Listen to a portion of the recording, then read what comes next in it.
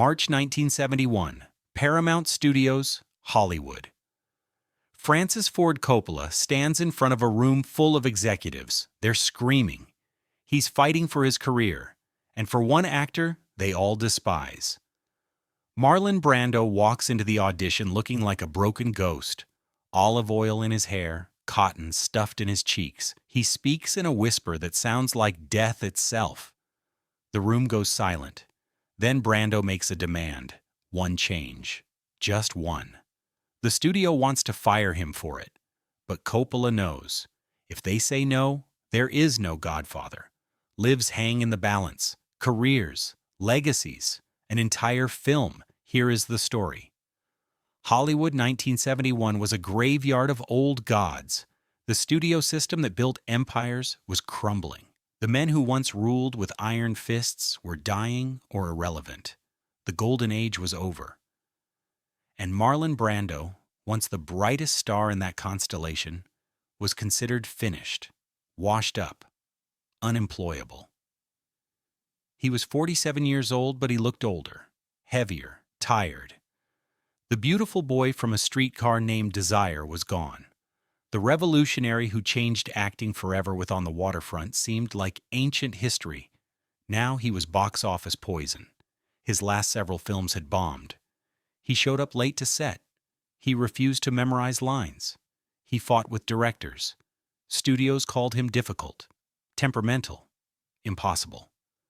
But Francis Ford Coppola saw something else. Coppola was a young director with everything to prove.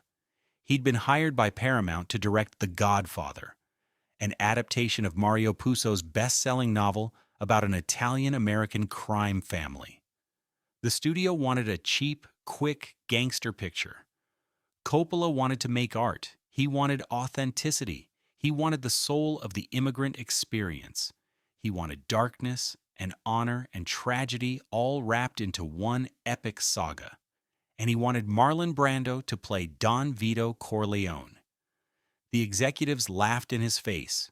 Paramount Studios was in financial trouble. They needed a hit desperately. The last thing they wanted was an unpredictable, overweight has-been in the leading role. They gave Coppola a list of acceptable actors: Laurence Olivier, Ernest Borgnine, even Danny Thomas. Anyone but Brando. But Coppola wouldn't back down. He fought. He begged. He put his own career on the line. Finally, the studio gave him an ultimatum. Brando could audition, but only if he worked for almost nothing, put up a bond to ensure his behavior, and agreed to a screen test. No star of Brando's stature had submitted to a screen test in decades. It was humiliating, degrading. Brando agreed immediately. He needed this. Not just for the money, though he was nearly broke. Not just for the comeback, though his career was in ruins. He needed it because when he read Mario Puzo's novel, something stirred inside him. Something he thought was dead. The role of Don Vito Corleone spoke to him in a language deeper than words. This wasn't just a gangster. This was a king, a father, a man trying to protect his family in a world designed to destroy them. Brando understood that kind of man. The screen test was scheduled for Coppola's house. Brando showed up alone, carrying a bag of props he'd gathered himself. He didn't bring an entourage, no agent, no makeup artist, just him and his instincts. Coppola set up a camera in his living room. He was nervous. Everything depended on this. If Brando failed, the studio would force Coppola to cast someone else. If Brando succeeded but the executives still said no, Coppola would have to walk away from the project entirely. The camera started rolling, and Marlon Brando began to transform. He took black shoe polish and slicked back his hair, streaking it with gray. He pulled out tissue paper and cotton balls, rolling them carefully, then stuffing them into his cheeks to change the shape of his face. His jaw thickened. His mouth became heavy, the lips fuller. He loosened his collar, rolled up his sleeves. Suddenly, the movie star was gone. In his place stood an old Italian patriarch, weathered, powerful, dangerous. Then he spoke, but it wasn't speaking, not really. It was a rasp, a whisper, a voice that sounded like it was scraping up from the bottom of a well. It was the voice of a man who'd seen too much, done too much, and carried the weight of it in every syllable. Coppola watched in stunned silence. The executives who later viewed the tape sat forward in their chairs.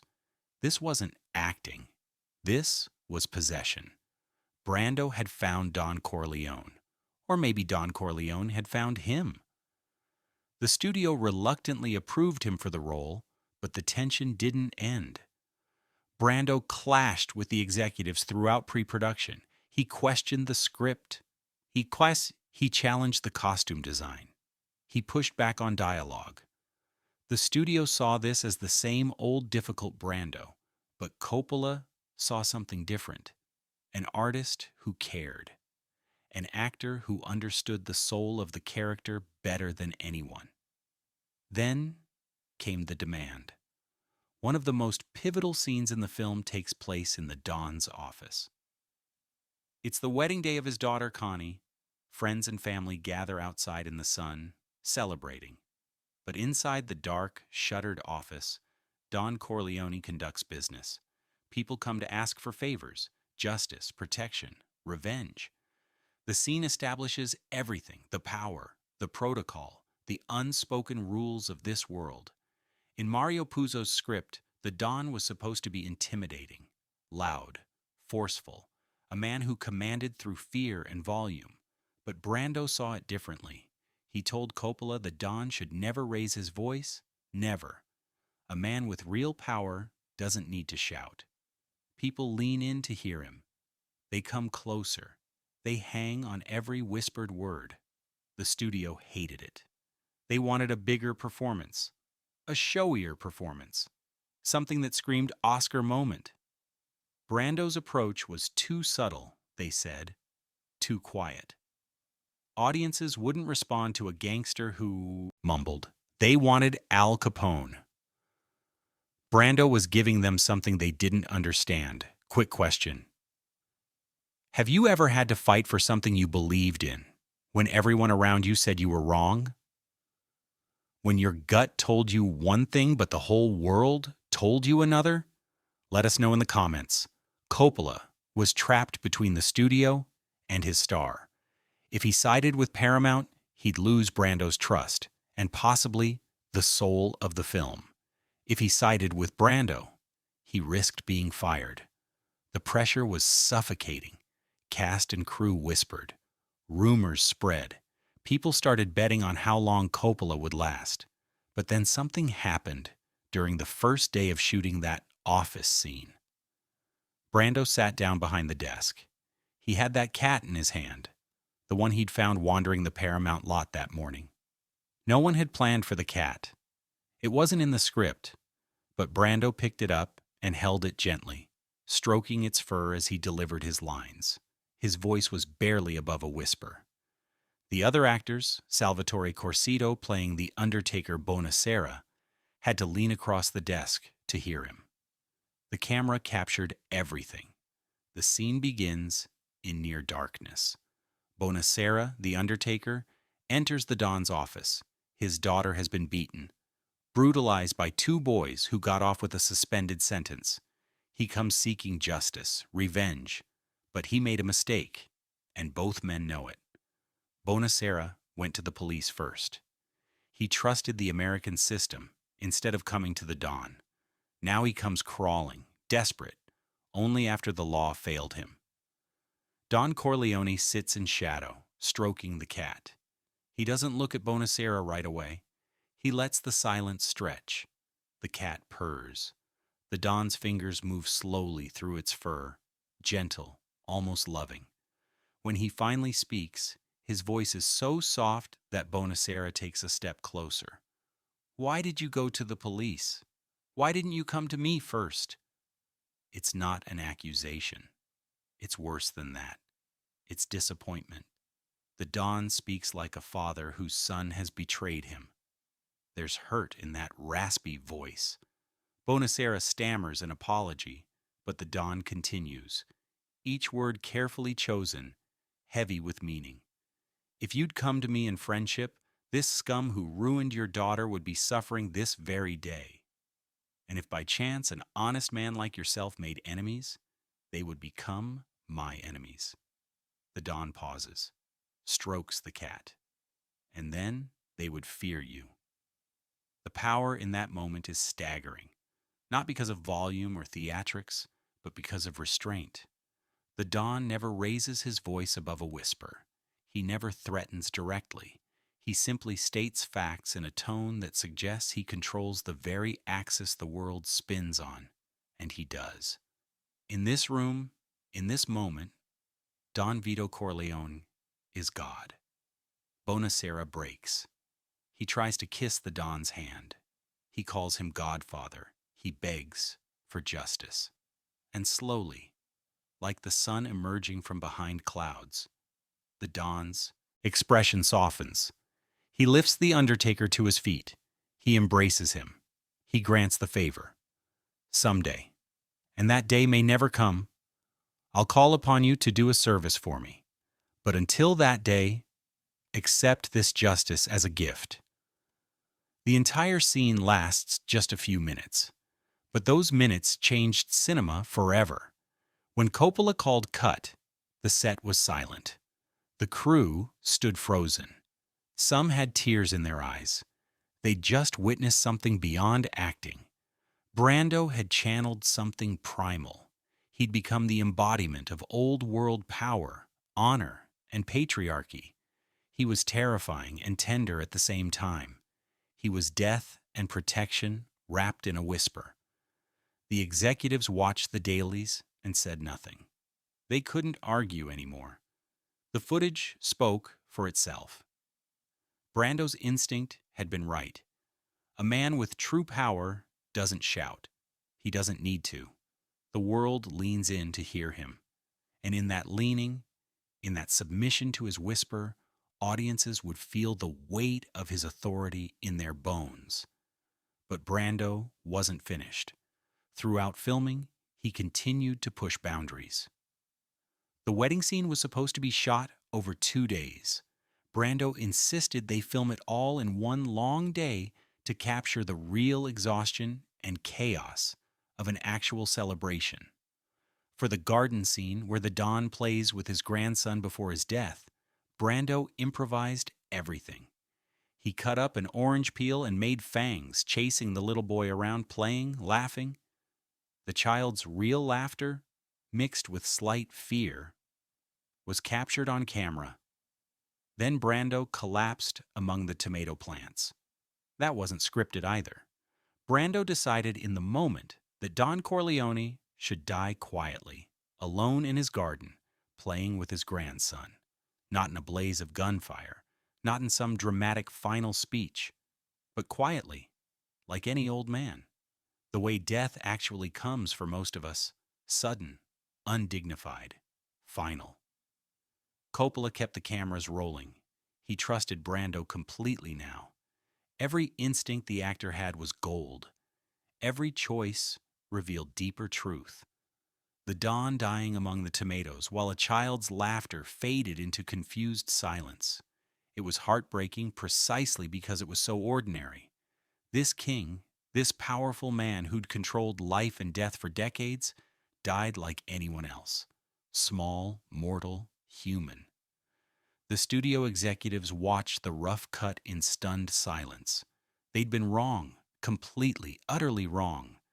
What they'd seen as weakness was actually genius. The whispered performance made every word carry more weight. The small human moments made the violence more shocking. The restraint made the power more palpable. Marlon Brando hadn't just saved the film. He'd elevated it into something mythic.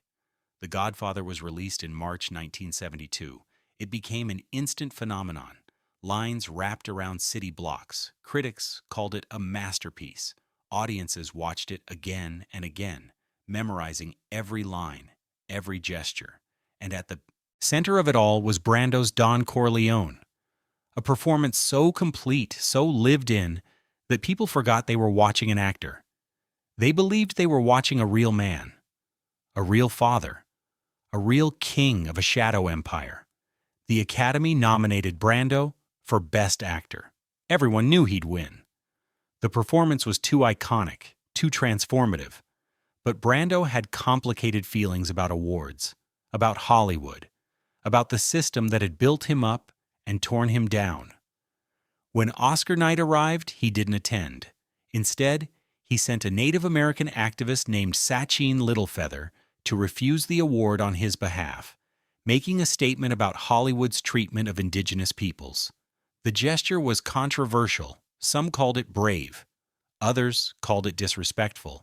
But it was pure Brando, a man who refused to play by anyone's rules but his own. What most people didn't know was what happened behind the scenes after The Godfather's success. Paramount executives who'd fought against Brando's casting, who'd wanted him fired, who'd questioned every choice he made, suddenly took credit for his performance. They claimed they'd always believed in him, that they'd fought to get him the role, that his success was their vision all along. Coppola knew the truth. He'd kept notes, documents, memos from the executives demanding Brando be replaced. Years later, in interviews, he'd revealed just how close they came to losing everything. One executive had literally screamed at Coppola that Brando would destroy the film. That same executive posed with Brando at the premiere, smiling for cameras, pretending they'd been allies all along. This is how Hollywood works. Success has 1,000 fathers. Failure is an orphan. But there was something else, something that remained hidden for decades. In the late 1990s, a film historian discovered audio recordings from the original screen test at Coppola's house. The studio had kept them locked away, classified as proprietary material. When they were finally released, they revealed something extraordinary. Before Brando transformed himself with the shoe polish and cotton, before he found that whisper, he and Coppola talked for nearly an hour about the character. In that conversation, Brando explained his entire philosophy. He said Don Corleone represented something Hollywood had forgotten how to portray: dignity in contradiction. A man who commits terrible acts in the name of love. A murderer who's also a father, a criminal with a code of honor. Brando understood that real people aren't simple. We're all heroes and villains in our own stories. He wanted to show that complexity. He wanted audiences to love the Don even as they feared him, to mourn him even knowing what he'd done. The power isn't in the violence, Brando said on that tape. It's in the restraint. It's in what he doesn't do, what he doesn't say. The silences are where the truth lives. Coppola listened. He understood. And together they created something that transcended the gangster genre entirely. The other revelation came from interviews with the cast years later. They described what it was like acting opposite Brando during those office scenes, how genuinely intimidated they felt, how his whisper forced them to lean in, to submit physically, which translated to emotional submission on screen. It wasn't acting anymore. They were genuinely supplicants before a Don. Brando had created an atmosphere so complete that everyone fell into their roles naturally. Robert Duvall said it best. He made us all better, not by showing off, but by being so real that we had no choice but to be real too. The Godfather went on to win Best Picture.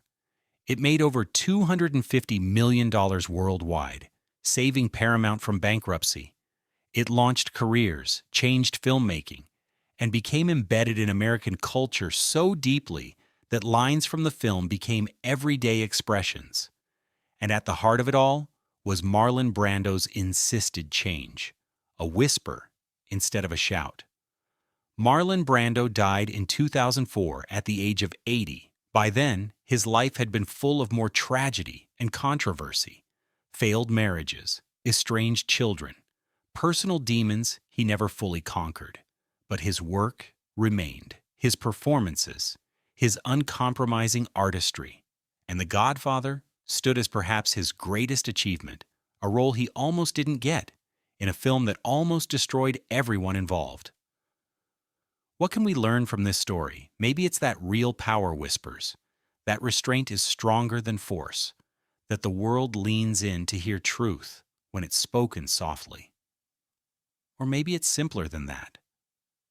Sometimes the people everyone else has given up on are the ones with the most left to give.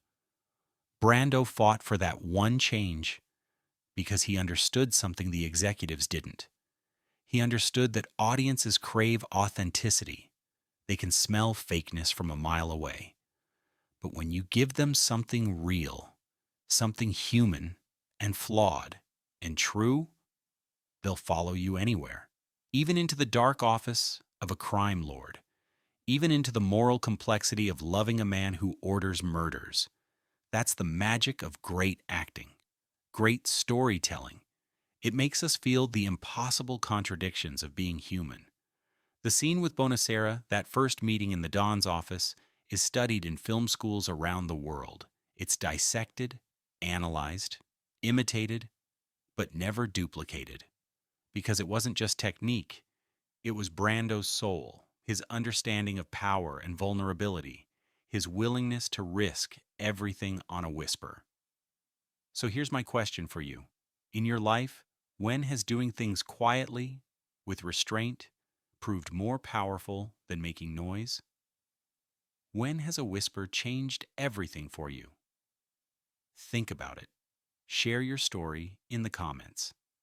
And unfortunately, they don't make men like Marlon Brando anymore.